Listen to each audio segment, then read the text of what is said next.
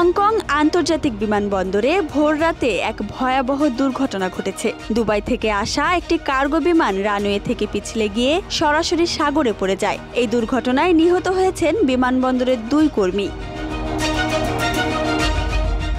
তুরস্ক ভিত্তিক এসিটি এয়ারলাইন্স পরিচালিত বোয়িং 747 বিমানটি এমিরেটসের ওয়েটলিজে দুবাই থেকে উড়ে আসছিল।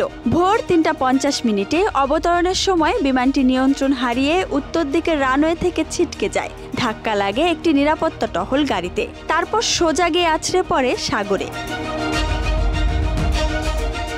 দমকল ও উদ্ধারকর্মীরা দ্রুত ঘটনাস্থলে গিয়ে পৌঁছান। বিমানে থাকা 4 জন ক্রু সদস্য অলৌকিকভাবে বেঁচে যান। তাদের দ্রুত হাসপাতালে নেওয়া হয়, কিন্তু টহল গাড়ির ভেতরে থাকা 2 বিমানবন্দর কর্মীর একজন ঘটনাস্থলেই মারা যান, আরেকজন হাসপাতালে নেওয়ার পর মৃত্যুবরণ করেন।